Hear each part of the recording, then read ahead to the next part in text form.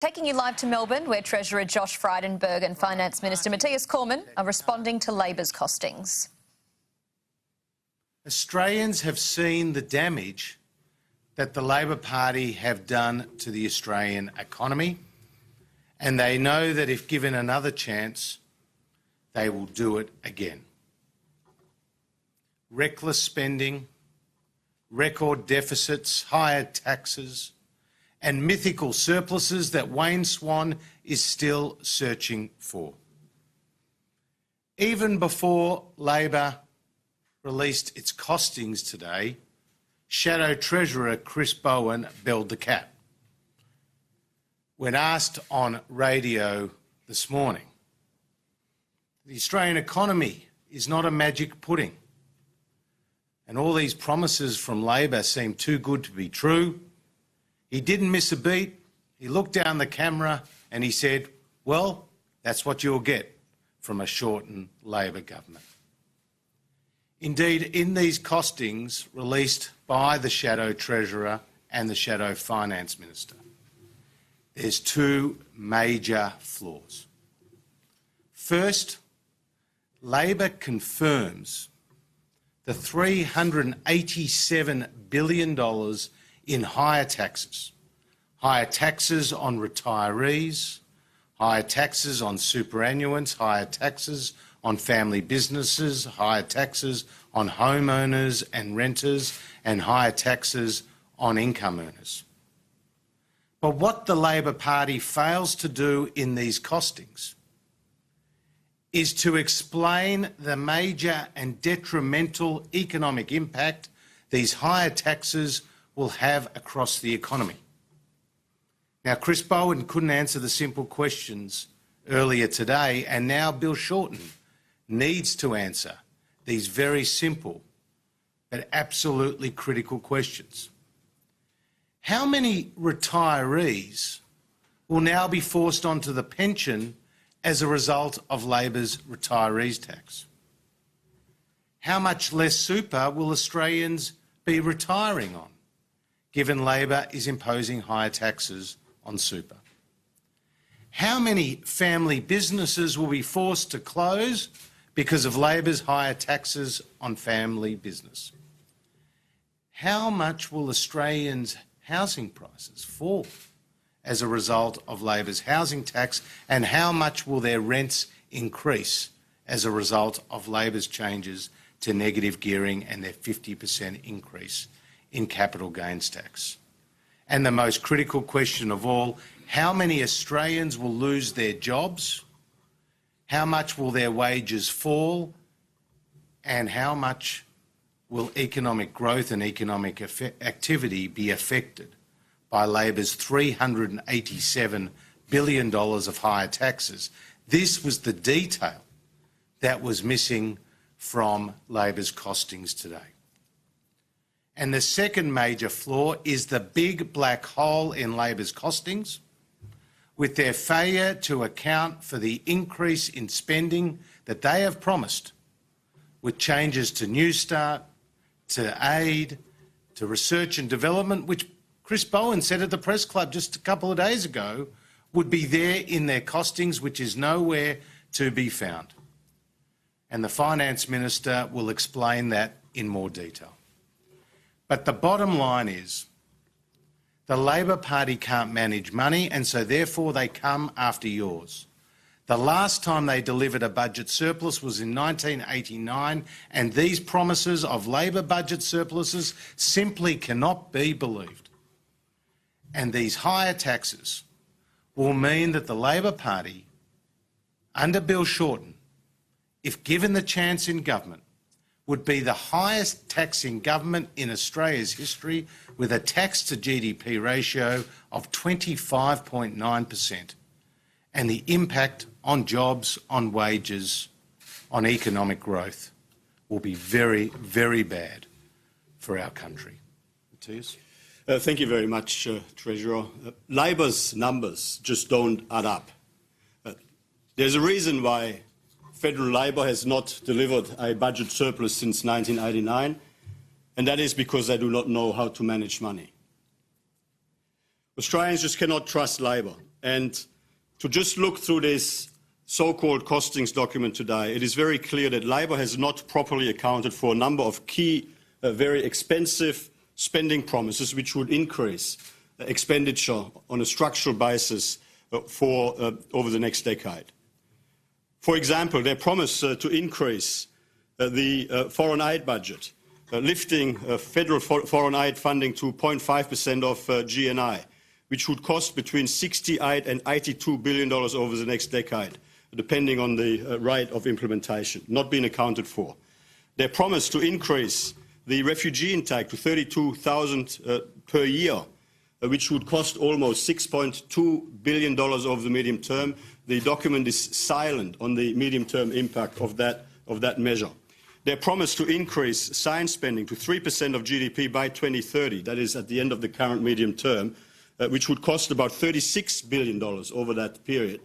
The costings document is completely silent about that number. Their promise to increase New Start allowance, which would cost about $39 billion over the next decade.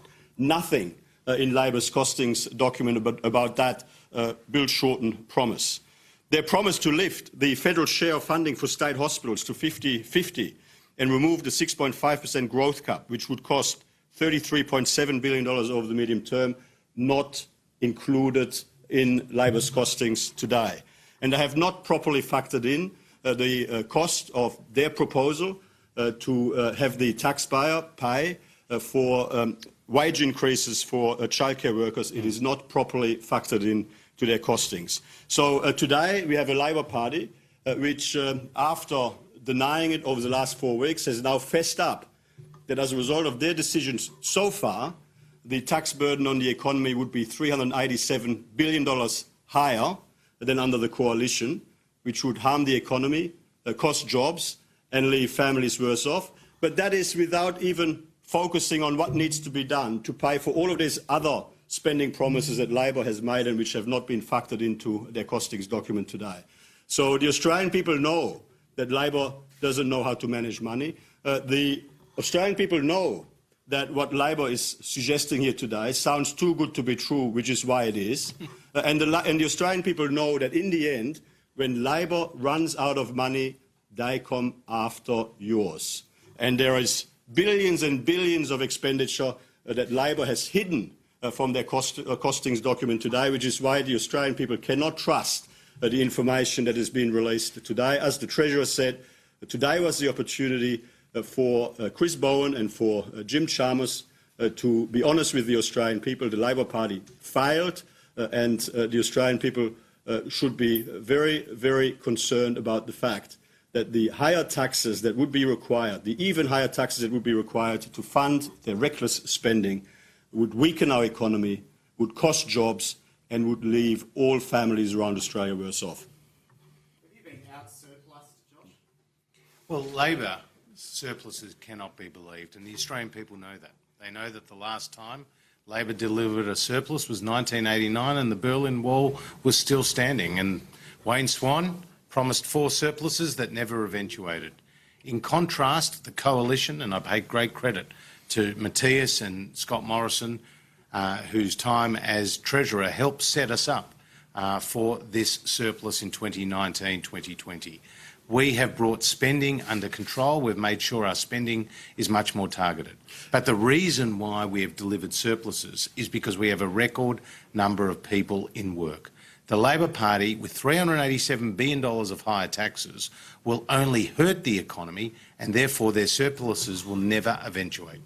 Wayne Swan promised a surplus on 366 occasions. And Dr. Jim Chalmers was Wayne Swan's chief of staff. His brain. When Wayne Swan promised a surplus on 366 occasions. Chris Bowen was the Treasurer in 2013, when Labor left behind a weakening economy, rising unemployment and a rapidly deteriorating budget position. Labor has not learned from their lessons of the past. They're going back to what they did in the past, high taxing, high spending, but with numbers that don't add up. And their numbers here can just not be believed. Just remember, last time in government, promises of surpluses, $240 billion worth of accumulated deficits. That is what they would do again. We've shown you here hundreds of billions of dollars in additional spending that they're hiding from their costings. Like that is not a way to deliver a believable surplus. That is a recipe for the same fiscal chaos and dysfunction that Labor delivered last time in government. Are you saying that has been omitted or just hidden away, called other... They have not included it in their costings. They've left it out. So Bill Shorten and Chris Bowen are walking around the countryside and saying, we're going to increase funding for hospitals by restoring the 50-50 share with the states, but they're not putting any money into their costings for it. They're saying we're going to increase foreign aid to 0.5% of GNI. There's no money in the costings for it over the medium term. They're saying they're going to increase the refugee intake to 32,000 every year. They're not paying for it in their costings.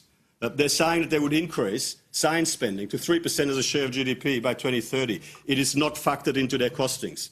So people cannot believe the paper, they cannot believe these costings in any way, shape or form. This is just more of the same Labor deception that we've seen in the past and that has led us to budget deficit after budget deficit under Labor in the past. Labor dealt with a global financial crisis, though, in 2007, 2008, and they still grew the economy.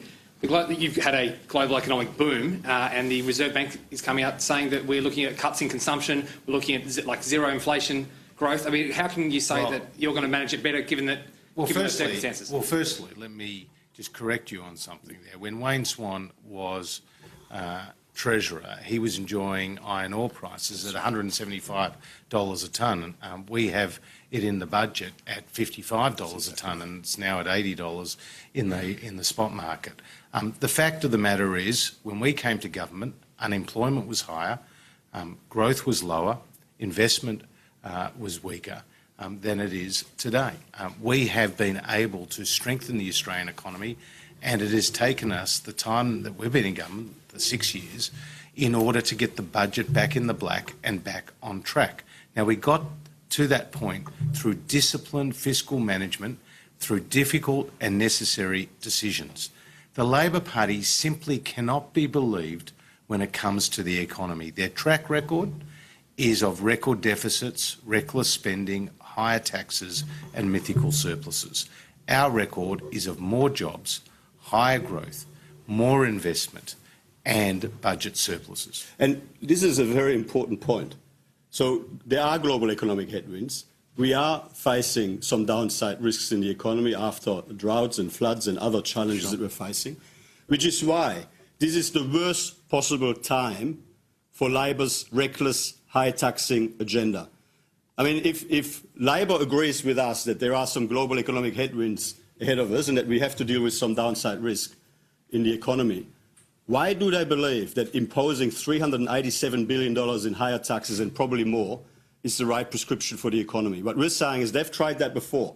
And what Chris Bowen left behind in 2013 was a weakening economy, rising unemployment and a rapidly deteriorating budget position, even though they had terms of trade which were substantially higher than what we inherited than what we've experienced during our period in government. So they're promising bigger services to deal with that. You're saying that that's the wrong approach to they're more money in the bank. They're promising higher taxes. They're promising higher taxes. Well, supposedly bigger surpluses because they're hiding spending, the fiscal impact of spending promises that they've made that go to the tune of several $100 billion. Labor's costings are a con job from a party that can't manage money. And their record in government shows exactly that. And today's announcement by the Labor Party leaves a big black hole and doesn't explain the negative economic impact that $387 billion of higher taxes will have on the economy. The childcare, there is $10 billion set aside for the childcare workers' funding. So how can you say that's not costed over that period? Well, because it doesn't cover what they say it covers. Here's the question for the Labor Party.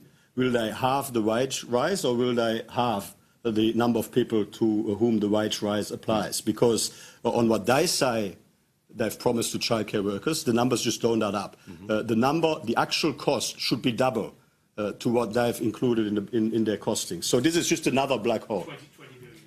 About, yes. Well, let's put it in perspective here. The Labor Party promises $10 billion for a 20% increase in wages for 100,000 childcare workers. Now, there are 200,000 childcare workers. So to Matthias's point, which childcare workers are going to miss out from Labor's cash splash from the taxpayer? And this notion that the Labor Party is using your money, taxpayers' money, to fund wages in the private sector is one that is a very bad precedent. And when they tried this on a smaller scale when they were last in government, an independent review found that Labor's policy was nothing more than just a means to increase union membership among the childcare workforce. Again, Labor's creating false hope, and in the process they're going to weaken the Australian economy.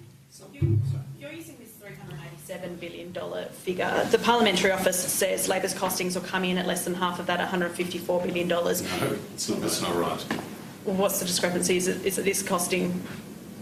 Well, 154 is, that only covers like the retiree tax, the housing tax and a number of other taxes. So Labor have been very clear that they oppose the $230 billion worth of personal income tax relief, which we have either already legislated or which is part of our 2019-20 budget. So that already takes it to $384 billion. And then there's another $3 billion tax measure, which they say would target multinationals on top of what we've already factored in. So that is $387 billion. Now, this is $387 billion in higher taxes under Labor compared to what the tax burden would be under a Liberal national government. I mean, the numbers are there very clearly for all to see. But the important point is there's several $100 billion worth of spending that Labor has already promised, which has not been factored into their costings, which they will have to find a way to pay for. And the way they'll pay for it is by coming after you, after your money, with higher taxes, even higher taxes. So $387 billion in higher taxes under Labor is just the beginning. And so these numbers in their costings and from the PBO are pretty similar to what Treasury costed. That's right. In terms of Labor's $387 billion of high taxes. And I do point out to you that Labor is saying they're going to raise an extra $2 billion from multinationals, and they make a big song and dance about that. $2 billion from multinationals? They're raising $57 billion from retirees. They're raising $34 billion from superannuants. They're raising billions of dollars from family businesses, and they're raising billions of dollars from income earners and from homeowners. So the Labor Party's policy is not targeting the well-off in the community. The Labor Party's policy is targeting those who are aspirational in our community, those people who put aside a little bit every month in order to invest in a property like 58,000 teachers or 42,000 nurses or 20,000 emergency personnel and police who have a negatively geared property, or retirees who by and large have a taxable income under $37,000, who have done nothing wrong except diligently save for their retirement, but Bill Shorten is making them feel like tax cheats. And Chris Bowen says to them, if they don't like Labor's policy, then vote against the Labor Party. But the money that was in... can I just ask about the RBA then? You've just slashed the economic growth, or the RBA just slashed the economic growth forecast to 1.75% for the year to June. You referred 14 times in the budget speech to a strong economy. The economy is clearly not strong. Why do you and the PM keep claiming it is? Well, the fundamentals of the Australian economy are very sound, and we've seen strong labour market growth, and that was reaffirmed in the most recent monetary policy statement from the RBA. In fact, it's the RBA governor who says that the wages are rising in every major sector in every state, and faster than they were a year ago. Now, Australia is growing, according to the last national accounts, at 2.3%. That's faster than any nation in the G7 except the United States. Our unemployment is down to 5%. When we came to government, it was 5.7%, and our largest state and rising. And our largest state, New South Wales, has got even unemployment even below that. So the Australian economy is in good shape, but we do face, and Matthias alluded to this earlier, and the question did too, we do face some significant headwinds internationally, with trade tensions between China and the United States, but also domestically with the impact of floods and drought. So this is the worst possible time for the Labor Party with their high taxing, reckless spending agenda. The Labor Party don't know how to manage money.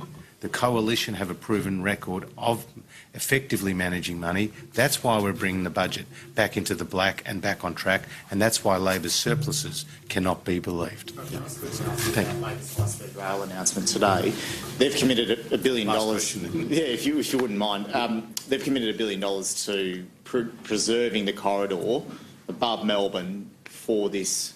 What is the Coalition committing to doing that exact same thing? Well, the Labor Party, with their funding announcement, wouldn't get the train out of the CBD. That's the reality. With relation to fast rail, we've already made an announcement in the budget, $2 billion set aside for fast rail between Melbourne and Geelong, which will halve the travel times, which will unlock the congestion in our. Will unlock the potential of our regions and bust the congestion in our city. So we've got a much more comprehensive fast rail program for the eastern seaboard of Australia than the Labor Party ever has. Yes, to catch a flight.